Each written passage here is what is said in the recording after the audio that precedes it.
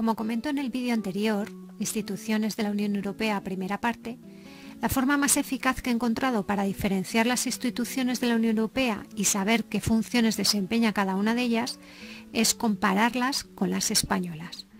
Y eso es lo que vamos a hacer en este vídeo. De esta forma te resultará más fácil saber qué hace cada una de ellas y cómo se llaman.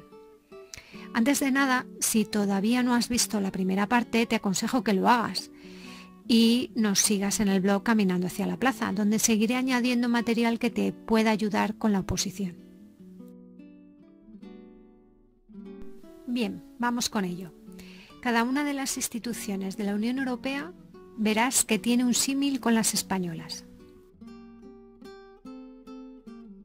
Empezamos con el Consejo, o Consilium. El Consejo es como el Consejo de Ministros, ya que en él cada Estado miembro tiene un representante de rango ministerial. El Consejo representa a los Estados miembros y define las políticas y su coordinación. Pero ¿qué otras cosas, qué otras funciones lleva a cabo que se asemejen a nuestro Consejo de Ministros? Verás, por un lado, celebra acuerdos entre los Estados miembros y otros países, que sería como los tratados internacionales que el Consejo de Ministros negocia y firma. Además tiene la función legislativa y presupuestaria junto con el Parlamento Europeo. Sabes que el Consejo de Ministros aprueba los proyectos de ley y además el proyecto de la Ley General Presupuestaria. Por otro lado, el Consejo suspende derechos si el Estado viola gravemente los valores de la Unión Europea. Esto es como, los estados de alarma y de excepción que son declarados mediante decreto acordado por el Consejo de Ministros y, evidentemente, limitan derechos fundamentales. El Consejo Europeo lo comparo con el presidente del Gobierno y verás por qué. El Consejo Europeo adopta la lista de formaciones del Consejo. Lo mismo hace el presidente, que propone la lista de los miembros del Consejo de Ministros, ¿no? Vale. Por otro lado, no tiene función legislativa. El presidente del Gobierno solo puede aprobar reales decreto de presidente de Gobierno. Y como sabes, son para crear, modificar o suprimir secretarías de Estado y sus secretarías. Pero nada más, no tiene tampoco función legislativa. El Consejo Europeo puede modificar el número de miembros de la Comisión, que para mí sería como el gobierno de la nación, la Comisión, y además su rotación. El presidente del Gobierno puede modificar el número de miembros del Gobierno y puede crear vicepresidencias, por ejemplo, o eliminarlas. Junto con el Consejo, define y aplica la política exterior y seguridad común. El presidente del Gobierno determina las directrices tanto de la política interior como exterior y para ello se apoya también en el Consejo de Ministros. Además, el Consejo Europeo desarrolla y define las orientaciones y las prioridades políticas. No nos olvidemos que el Consejo Europeo está compuesto por los jefes de Estado de Gobierno.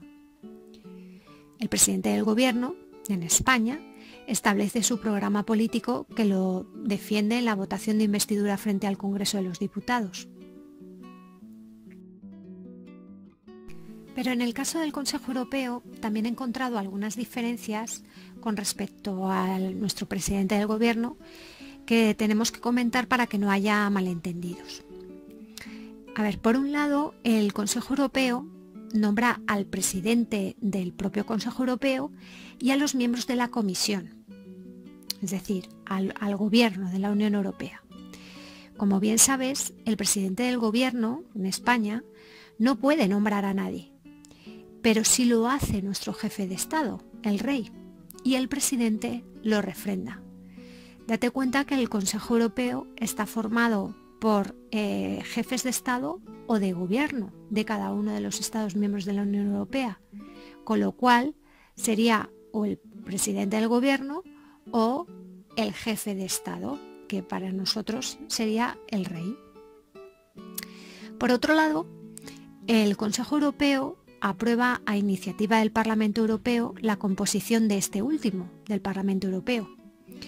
Pero el presidente del Gobierno de España no puede aprobar la composición de las Cortes. Eso está claro, ¿no? Bien, una diferencia. Además, el presidente del Consejo Europeo asume la representación exterior. Date cuenta de esto.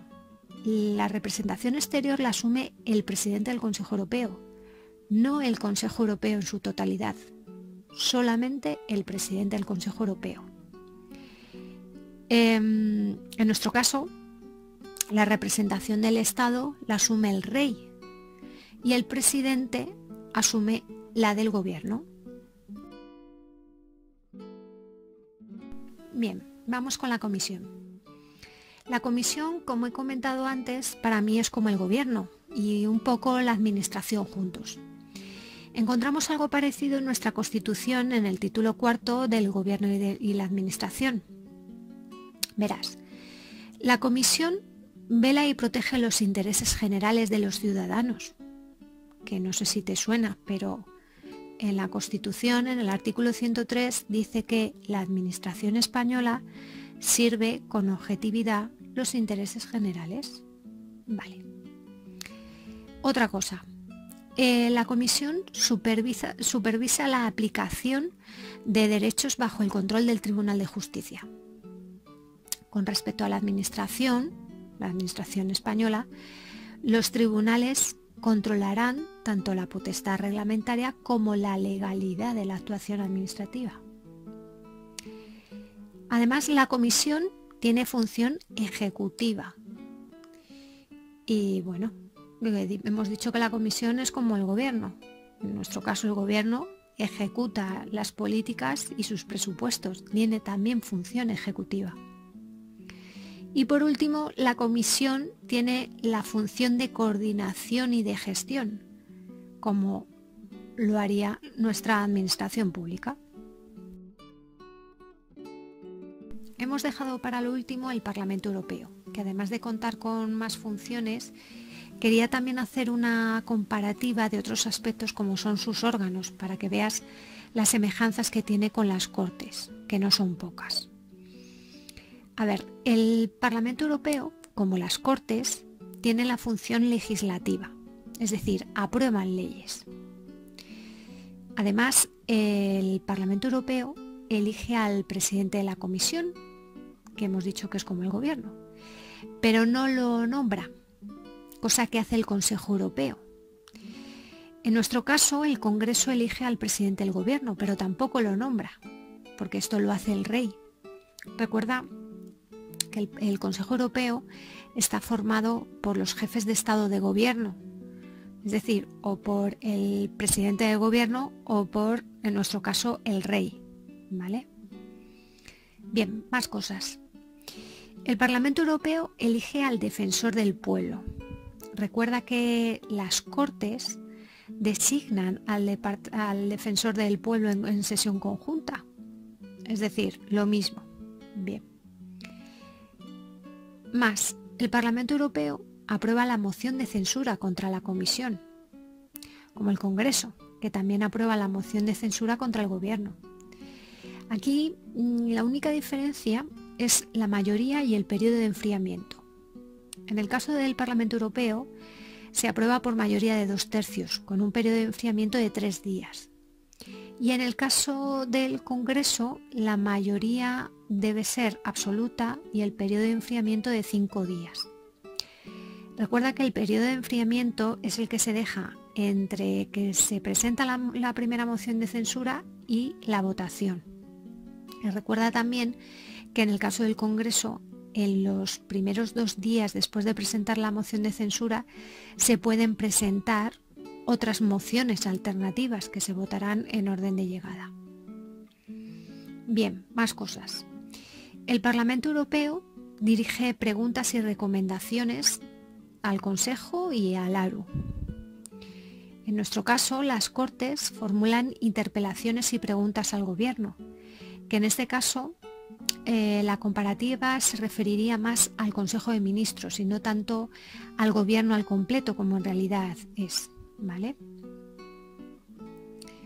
El Parlamento Europeo aprueba el presupuesto anual junto con el Consejo. Esto es muy importante. El Consejo de Ministros, sabes, que elabora y aprueba el proyecto de la Ley General Presupuestaria, que después se vota en las Cortes. ¿Qué más?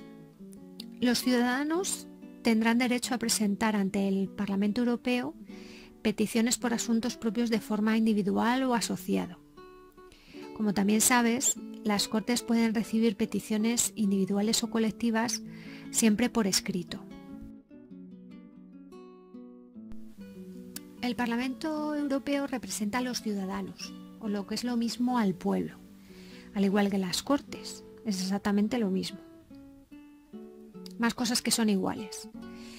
Mira, a iniciativa de un cuarto de los miembros del Parlamento Europeo se constituye la Comisión Temporal de Investigaciones en caso de infracción o de mala administración. En las Cortes, a iniciativa de también un cuarto de los miembros, se puede presentar una acusación de traición o de delito contra la seguridad del Estado. Y por último, los acuerdos internacionales. A ver, los acuerdos internacionales de repercusiones importantes se deciden en el Consejo, previa aprobación del Parlamento Europeo. Si recuerdas, y si no lo miras, nosotros tenemos en el artículo 94.1 de la Constitución los tratados internacionales de especial importancia, y estos requieren autorización de las Cortes para su celebración. Vistas las funciones, vamos ahora a comparar también, como hemos dicho antes, los órganos del Parlamento Europeo, donde también vas a ver que hay más similitudes que diferencias. Tanto el Parlamento Europeo como las Cortes funcionan en pleno y en comisiones, pero además tienen los mismos órganos. Fíjate, en algunos casos se llaman de distinta forma, pero verás que se parecen y mucho. Incluso la elección del presidente del Parlamento Europeo y la del Congreso cuentan con las mismas mayorías. La única diferencia que hay aquí es que en el Parlamento Europeo hacen hasta 4 votaciones antes de pasar a elegir al presidente por mayoría relativa entre los 2 más votados. Y en caso de empate se quedaría el de mayor edad. La mesa.